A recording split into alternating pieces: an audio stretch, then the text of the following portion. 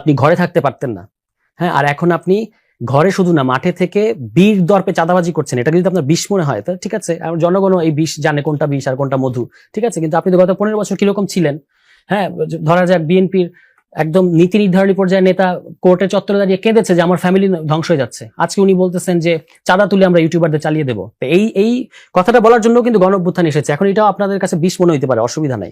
Professor ইউনূসকে 5 বছর চাই, এটা আপনাদের পদে থাকা দায়িত্বশীল অনেকে নাম ধরেই বলি, সার্জিস আলম ফেসবুকে স্ট্যাটাস দিয়েই বলেছিলেন।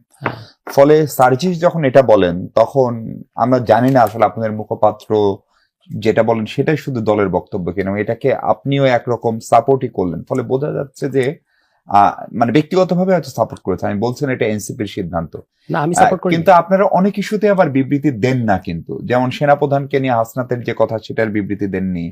আপনারা ধরেন বিএনপি নিয়ে যত বেশি কথা বলেন তত বেশি নিজেদের অফিস, নিজেদের খরচ, সেগুলো নিয়ে কথা বলতে চান না কেন?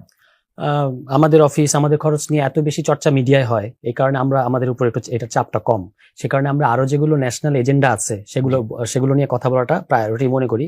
কিন্তু যখন আমাদেরকে এগুলো আপনারা জিজ্ঞেস করেন তখন আমরা উত্তর দেওয়ার চেষ্টা করি। সেটা আপনাদের পছন্দ হয় কিনা বা কনভিন্সিং লাগে কিনা বা একই প্রশ্ন বারবার করার মধ্যে কোনো ব্যাপার আছে কিনা সেটা আমি জানি না। আমরা তো সার্জিসের কথা আমি কি একটু আগে আমি কি এটা বলেছি কিনা আমি জানি না, মানে এরকম শোনালো কিনা যে আমি বলেছি 5 বছর থাক ডক্টর ইউনূস, না সেটা বলিনি। আমি বলেছি যে এটা স্বতঃস্ফূর্তভাবে কেউ কেউ সামাজিক যোগাযোগ মাধ্যমে এরকম বলছে।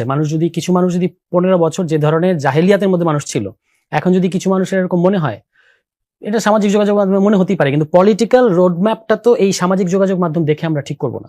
আমাদের একটা সুনির্দিষ্ট রোডম্যাপ আছে, কি কি করতে হবে।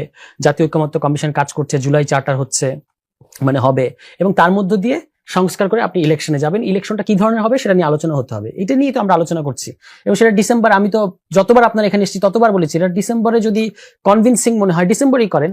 কিন্তু এটা তো মানে ইলেকশন কি ধরনের হবে সেটি নিয়ে আলোচনা প্রসঙ্গে আমরা সরকারের একাধিক ব্যক্তিকে জিজ্ঞেস করলাম। তারা বলেছিলেন যে প্রফেসর ইউনূস যে নির্বাচনের কথা বলেছেন বরাবরই, বা সেনাপ্রধান যে নির্বাচনের কথা বলেছেন সেটা জাতীয় সংসদ নির্বাচন না। আপনি তো জাতীয় ঐকমত্য কমিশন সংস্কারের যে স্প্রেডশিট, সেখানে পরিষ্কারভাবে তো দুটো ধরনের নির্বাচনের কথা বলা আছে, জাতীয় সংসদ নির্বাচন, গণপরিষদ নির্বাচন। এবং গণপরিষদ নির্বাচন একটা জাতীয় নির্বাচন, ঠিক আছে।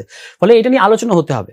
এটা তো গণপরিষদ নির্বাচন একভাবে না, দুইভাবে আলোচনায় আছে। একটা হলো পূর্ণাঙ্গ গণপরিষদ, একটা হচ্ছে গণপরিষদ কাম পার্লামেন্টের যে দুইটা আছে।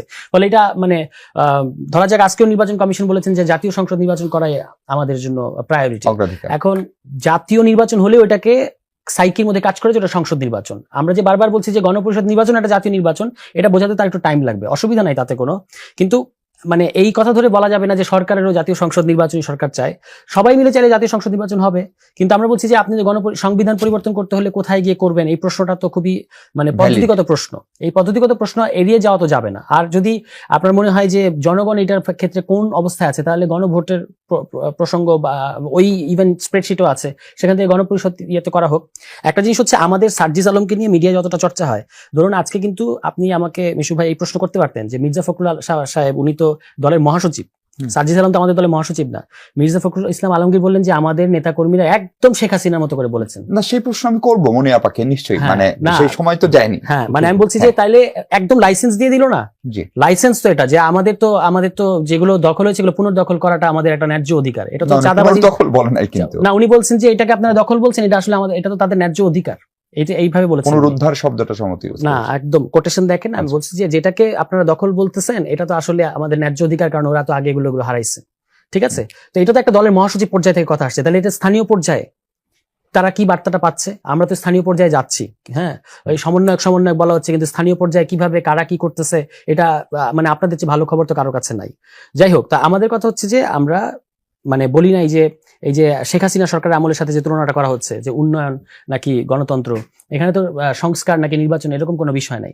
আর শেখ হাসিনা সরকারের সাথে মানে তুলনাটা ওই ফ্যাসিবাদী রেজিম, যেটা ধরেন আপনি ঘরে থাকতে পারতেন না, হ্যাঁ, আর এখন আপনি ঘরে শুধু না মাঠে থেকে বীর দর্পে চাঁদাবাজি করছেন। এটা যদি আপনার বিষ মনে হয়, ঠিক আছে, আর জনগণও এই বিষ জানে কোনটা বিষ আর কোনটা মধু, ঠিক আছে। কিন্তু আপনি তো গত 15 বছর কিরকম ছিলেন? হ্যাঁ, ধরা যাক বিএনপির একদম নীতি নির্ধারণী পর্যায়ে নেতা কোর্টের চত্বরে দাঁড়িয়ে কেঁদেছে যে আমার ফ্যামিলি ধ্বংস হয়ে যাচ্ছে। আজকে উনি বলতেছেন যে চাঁদা তুলে আমরা ইউটিউবারদের চালিয়ে দেবো। এই কথাটা বলার জন্য কিন্তু গণ অভ্যুত্থান এসেছে। এখন এটাও আপনাদের কাছে বিষ মনে হইতে পারে, অসুবিধা নাই, কিন্তু আমাদের কাছ থেকে, আমাদের জায়গা থেকে কথাটা খুব পরিষ্কার যে, যেমন ধরেন রোহিঙ্গার প্রসঙ্গ, এই রোহিঙ্গা গত এক সপ্তাহে বা গত 15-20 দিনে ডক্টর ইউনূসের সরকার ভূরাজনীতিতে যে যতগুলো ঘটনা ঘটিয়েছে, যত মাইলফলক অর্জন করেছে, এটা বুঝতে গেলে অনেক বড় অনেকগুলো রাজনৈতিক প্রজ্ঞা দরকার, এটা সবার থাকে না। চীনের সফর থেকে কি পেয়েছি কি পাই নাই, এটার মধ্য দিয়ে যে আমরা রোহিঙ্গাদের সাথে মায়ানমার সরকারের সাথে একই সাথে আরাকান আর্মির সাথে কিভাবে দুইটা ট্র্যাকে আলাদা আলাদা ভাবে কূটনীতি চালাচ্ছি, এটা সবাই বুঝতে পারবেন, এটা খুবই স্বাভাবিক। এই সময়ের মধ্যে কিন্তু আরাকান আর্মির 3 জন অফিসিয়াল বাংলাদেশে সফর করে গেছে বাংলাদেশ সরকারের আমন্ত্রণে, সশস্ত্র বাহিনীর আমন্ত্রণে। At the same time Bangladesh Sarkar Myanmar সরকারের সাথেও আলোচনা করছে। আপনি কখনো ভেবেছেন, আমরা কখনো ভাবতে পেরেছি যে আমরা বাংলাদেশ সরকারকে এমন জায়গায় দেখবো যে এই নৈপুণ্য দেখাবে? তাই এটা তো দেখাচ্ছে, এটা তো স্বীকার করতে হবে। এখন রোহিঙ্গাদেরকে কোথায় 1,80,000 নিবে, এগুলো টিপ্পনি কেটে লাভ নাই। আর সবকিছুতে এখন ডক্টর ইউনূসের সম্পর্কে যদি কারো ধারণা এরকম থাকে যে উনি কিছু লোক সেট আপ করে রেখেছেন এবং তারা বলতেছে 5 বছর, তাহলে তাদের রাজনীতি ছেড়ে দেওয়া উচিত। মানে ডক্টর ইউনূস সম্পর্কে যদি কারো এই ধরনের মতামত থাকে।